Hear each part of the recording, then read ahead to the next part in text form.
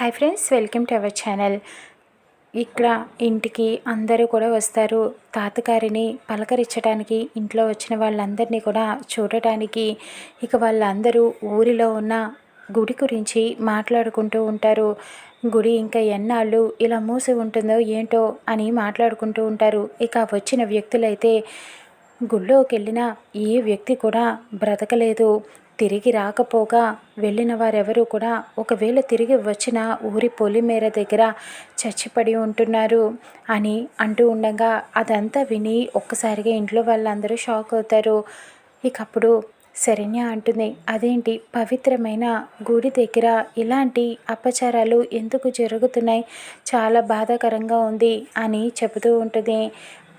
గుడిలో ఎవరో చేసిన తప్పు వల్ల ఇలా అంతా జరుగుతోందమ్మా, ఆ గుడి ఎప్పుడు తెరుచుకుంటుందా అని కళ్ళు కాయలు కాచేలా ఎదురు చూస్తున్నాం అంటూ తాతగారు చెబుతూ ఉంటారు.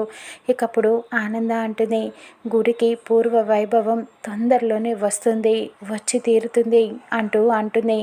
ఇకప్పుడు ఇక్కడ అందరూ గుడి గురించి మాట్లాడుకుంటూ ఉండగా అనన్య కాంచన కలిసి ఒక ప్లాన్ వేస్తారు. ఎలాగైనా సరే గుడికి ఎవరు వెళ్ళినా తిరిగి రావట్లేదు కదా, మనం ఆ గుడికి శరణ్య అడుగు పెట్టేలా చేయాలి, గుడిలోకి శరణ్యను పంపించాలి, అప్పుడు శరణ్య సంగతి ఇంకా ఇక్కడే అంతమైపోతుంది అంటూ అనన్య ప్లాన్ వేస్తుంది. ఇక ఆ గుడి గురించి మాట్లాడటానికి వచ్చిన పెద్ద మనుషులు బయటికి వెళ్ళేటప్పుడు మాట్లాడుకుంటూ ఉంటారు. ఆ గుడిలో ఏదో గుప్త నిధులు ఉన్నాయని మీరు సంవత్సరాల తరబడి వెతుకుతూనే ఉన్నారు, ఇంకా ఇప్పటిదాకా దొరకలేదు, ఇంకా ఇంతేనా అని అడుగుతూ ఉంటాడు. అవును, ఆ గుళ్ళో నిధులు దొరికేదాకా, నా సొంతం అయ్యేదాకా ఇది ఇలాగే కొనసాగుతూనే ఉంటుంది.